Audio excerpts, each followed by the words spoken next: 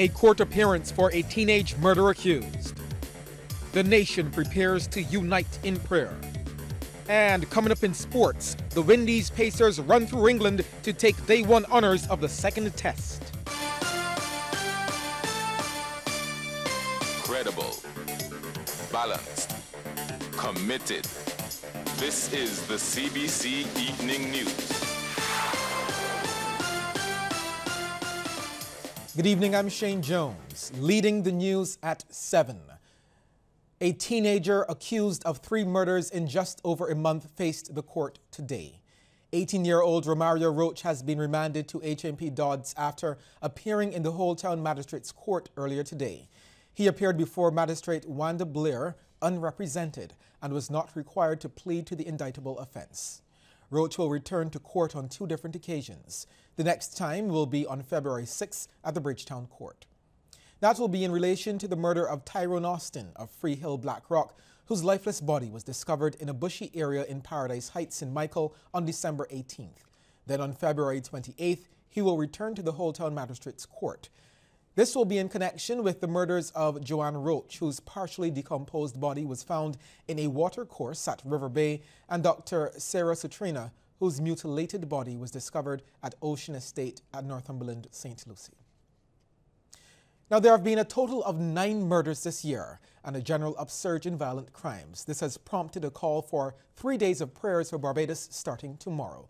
The appeal has come from the Minister, Cynthia Ford. She has encouraged religious groups as well as all Barbadians and visitors to embrace the call, and many have responded positively. Well, she joins us live now to explain exactly what is going to happen and who are some of the major players involved. Minister Ford, good evening. A blessed good evening to you and all of Barbados and the Caribbean. And thank you for coming on. Thank you. Okay, so tell us all about the weekend of prayer.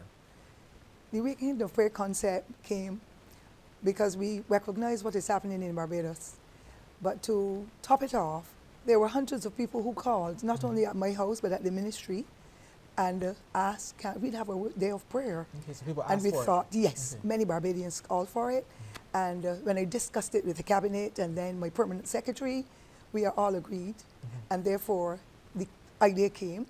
I must confess that there have been a tremendous outpouring, especially from the faith-based leaders who came to a meeting with us the day before, and we pulled everything together. So it's not my idea alone, but many thousands of people who have come on board.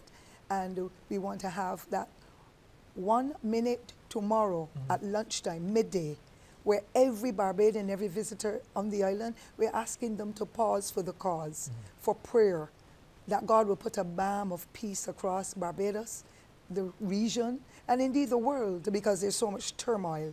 And so I am happy for the opportunity to be able to work with the ministry and the team to be able to ensure that it comes off as a bang, and that it will not only be a one-off.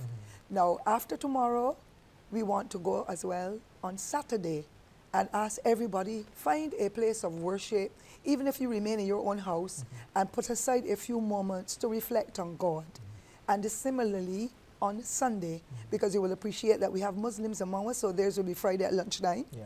The Seventh-day Adventists and others on Saturday, and of course, the regular Pentecostal and Anglicans and so they're on Sunday.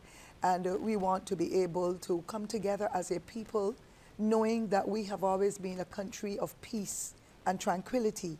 And we see the upsurge in all these different elements that have taken a toll on us. And I believe that prayer and all the other sessions that will take place will help to bring that measure of peace and allay the fears of Barbadians, because to have heard of such incidents, it has really taken a toll on Barbadians. But we believe that Almighty God will continue to shower us with blessings once we continue to make that contact, particularly for our young children and our youth. Young boys and girls, they need that extra touch and that extra opportunity to know that they can connect with the Almighty God. Okay, thank you so much for joining us, Minister. You are welcome, and I want to thank all of you very much and encourage everybody, pause for the cause tomorrow at 12 tomorrow, as well as to make sure that we remember each one must teach one, each one must reach one. It is all of us in Barbados on board, and we know that this will make a difference as we continue to hold up those moral values and standards in our society and the spiritual growth and development that is necessary going forward. Thank you for joining I wish us. to thank all of you and everybody else who has been a part of it, and look forward tomorrow and the rest of the weekend for the 72 hours of prayer. Thank you very much. You are welcome. Wonderful. God bless you. Okay, that was Minister in the Ministry of People Empowerment and Elder Affairs, Cynthia Ford, talking to us about the 3 days of prayer for the nation, which starts tomorrow. One independent senator believes the move to establish a register under the Planning and Development Bill is a positive step. Senator Kevin Boyce agrees with the proposal, but believes resources should be allocated to make the registry a reality. The register, as conceptualized, sir, says at clause 98, that the chief town planner shall compile and maintain registers of all applications for planning permissions, decisions on applications, planning obligations, notices of modifications, etc., etc., etc., applications for consent, and most importantly, of course, enforcement notices and stop notices. Senator Dr. Christopher Maynard believes the bill should make it mandatory for new buildings to produce a portion of their energy from renewable resources. He believes this will help with the push for Barbados to be carbon neutral. In the same way that we're required to have water storage tanks and cisterns for houses over a certain square footage, I wondered if we should not have seen provision for a percentage of the electrical energy to a home being mandated to be provided from maybe photovoltaic power or wind. Although it was only installed 6 months ago, the board of the National Council on Substance Abuse has been making significant strides. Chairman Hadford Howell revealed one of the major achievements has been the improvement of relations. There is now an active and functional relationship between board members, management, staff, volunteers, and substance abuse stakeholders, whether they be local, regional, or international. It has engaged more directly with the Council's management and staff in order to secure committed buy-in from them on principles we have established that should lead to the achievement of our set goals. An in-depth look at 20 iconic Barbadian personalities is now available for public consumption. Wendell Callender launched his Modern Icons of Barbados book both in paperback and on Kindle last evening at the Barbados Public Workers Cooperative Credit Union's Belmont Road headquarters.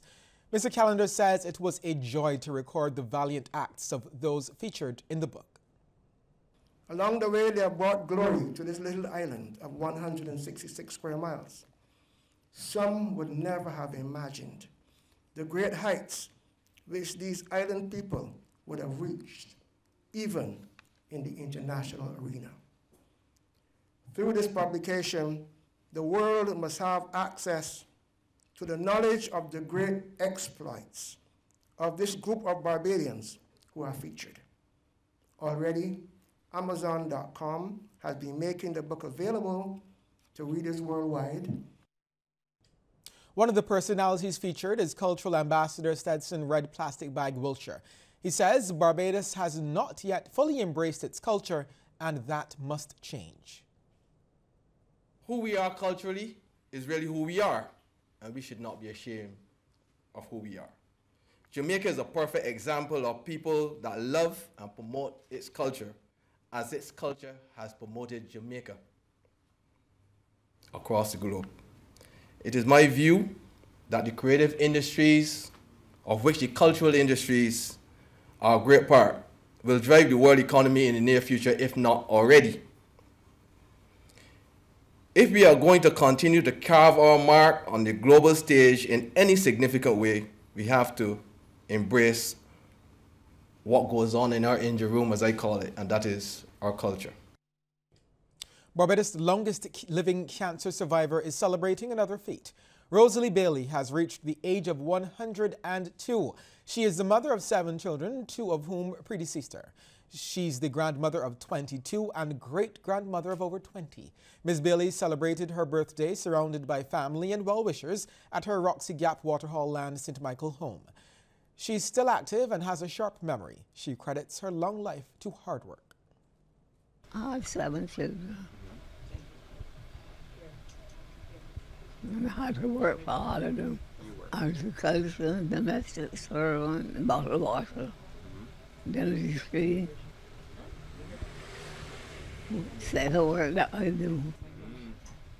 You're proud of them today? Yeah. Happy birthday, Ma. Ms. Bailey's day was made extra special as the Community Services for the Disadvantaged, along with the Rising Promise Foundation, showered her with gifts. Representatives of the 2 organizations were pleased to join in the celebrations for the 102-year-old. Mother Bailey, how she's fondly known in the community, is well known within the community. So we thought that we'd get involved as a foundation. We are a special needs foundation, but we thought we'd get involved as Mother Bailey, such a special person to the community. And I'm thanking you, Lord, bless her, live 102 and many more birthdays. On behalf of the Community for the Disadvantaged, I'm thanking the Bailey family for giving me this opportunity to make this presentation to Miss Bailey.